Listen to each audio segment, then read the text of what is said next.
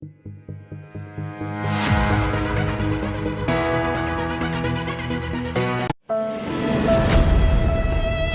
mengulang kejadian itu sampai hari ini pun masih berbekas sekali bagi saya. Kadang-kadang saya lagi tidur pun terdengar seperti bunyi-bunyi tembakan. Angkatan Darat, ya kita tahu lah, itu adalah angkatan yang terkuat. Itu juga karena Nasution di tahun 50-an.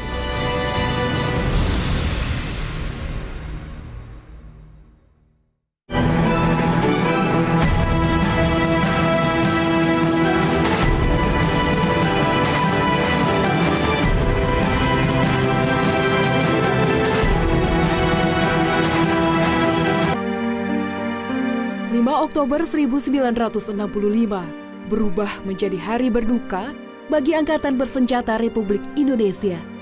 Tepat di hari ulang tahun Angkatan Bersenjata kala itu, TNI Angkatan Darat harus mengantar kepergian 6 perwira tertinggi dan seorang perwira menengah ke tempat peristirahatan terakhir. Jenderal Abdul Haris Nasution, target utama gerakan 30 September yang lolos dari sasaran, harus melepas kepergian rekan-rekannya. Kawan-kawan sekalian, terutama rekan-rekan yang sekarang kami sedang lepaskan. Selamat dari upaya penculikan tersebut, AH Nasution kehilangan putri kecilnya yang berusia 5 tahun dan ajudannya Pierre Tendean. 54 tahun berlalu, namun Hendrianti Sahara Nasution, anak sulung pasangan Jenderal AH Nasution dan Johanna Sunarti Nasution, masih menyimpan luka peristiwa kelam itu. Itu hal yang berat sekali. Kalau mengulang kejadian itu sampai hari ini pun masih berbekas sekali bagi saya. Apalagi terakhir ini, yang orang tua saya tidak ada, kadang-kadang saya lagi tidur pun terdengar seperti bunyi-bunyi tembakan. Yang mungkin orang tidak pernah akan merasakan itu. Kejadian itu berat sekali, susah sekali diceritakan. Itu suatu kejadian yang mungkin berlangsung sangat cepat. Tetapi kalau kita pikirkan balik, itu kebesaran Tuhan saja, walaupun saya harus kehilangan adik saya. Bergegas dari kamar dan berlari melalui pintu belakang, AH Nasution lolos dari incaran peluru. Kala itu, Nasution melompati dinding pembatas rumah dan sembunyi di halaman rumah tetangganya hingga pukul 6 pagi dengan kondisi pergelangan kaki yang patah. Melalui dinding inilah Nasution berhasil meninggalkan rumah.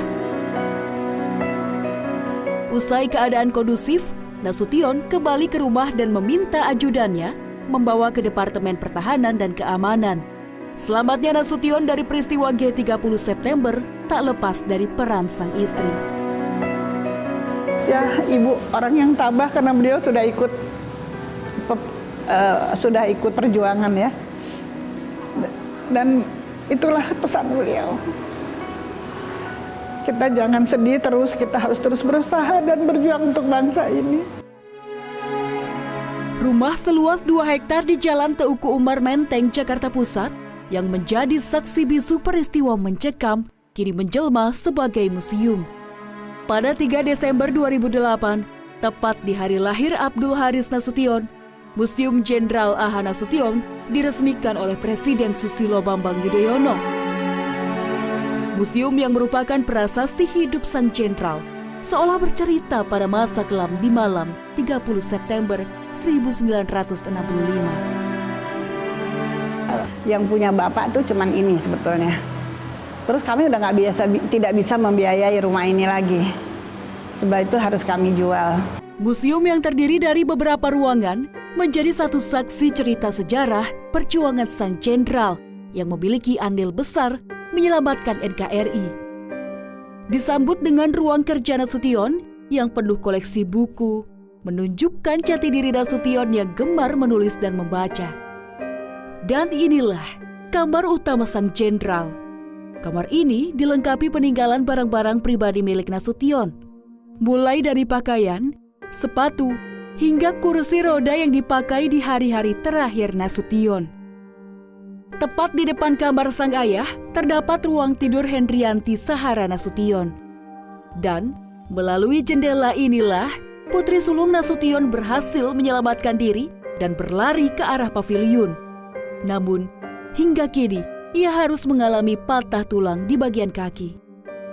Sementara itu, kamar Ade Irma Suryani menarik perhatian khusus. Tempat tidur berukuran mungil, sepatu, dan pakaian terakhir seakan menjadi pelepas rindu dengan sang putri kecil. Hadirnya Museum Nasution tak lepas dari peran Nasika, Kolonel Purnawirawan dan Kepala Bagian Museum Monumen dan Tradisi Dinas Sejarah Angkatan Darat pada tahun 2008. Nasika menerangkan Abdul Haris Nasution adalah salah satu tokoh yang banyak berjasa dalam terbentuknya NKRI. Pak Nas itu adalah salah satu penyelamat NKRI. Nah, mengapa saya katakan seperti itu? Karena Pak Nas itu ikut terlibat langsung di dalam masa-masa krisis yang berkaitan dengan periode perjuangan bangsa Indonesia untuk mempertahankan kemerdekaan Republik Indonesia. Sementara itu, Patrick Matanasi, penulis sejarah Abdul Haris Nasution, mengungkapkan sosok Nasution yang berperan besar dalam perkembangan sejarah Angkatan Darat. Nasution kita tidak bisa melihat dari satu peristiwa, misalkan peristiwa 65 saja, atau peristiwa 17 Oktober saja. Nasution itu haruslah dilihat bagaimana dia berpolitik dan dengan usahanya yang keras dia membuat Angkatan Darat itu punya posisi tawar di mata Presiden Soekarno. Dan Angkatan Darat, ya kita tahu lah, itu adalah angkatan yang terkuat. Dan itu juga karena Nasution di tahun 50-an.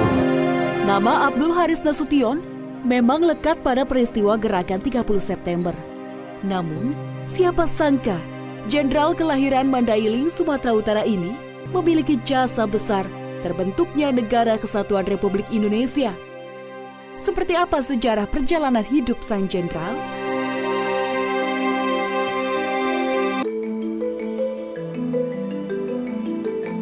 Abdul Haris Nasution lahir di Huta Pungkut, Mandailing pada 3 Desember 1918.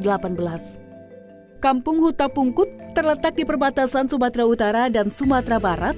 Pada masa Hindia Belanda 1862, berdiri sekolah guru di desa Tandobato, Mandailing. Disinilah Nasution menghabiskan masa kecil hingga remajanya. Nasution kecil dikenal aktif dan pintar. Pendidikan umum dan agama diterapkan kedua orang tuanya sejak dini. Pada tahun 1932, Nasution mendapat beasiswa dari pemerintah Belanda untuk belajar di sekolah guru yang dikenal dengan sebutan Sekolah Raja atau HIK di Bukit Tinggi, Sumatera Barat. Dari Sekolah Raja inilah proses awal yang mengantar Nasution menjadi tokoh sejarah bangsa. Jadi sebenarnya dia tuh sekolah untuk jadi guru sebenarnya, cuman Perang Pasifik gitu ya. Itu ya kondisi yang membuat dia mau nggak mau dan atas pilihannya sendiri juga dia masuk tentara.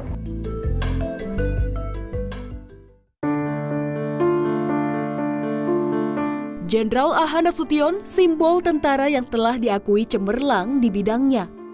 Doktrin kemiliteran yang lahir dari gagasannya terbukti banyak diterapkan.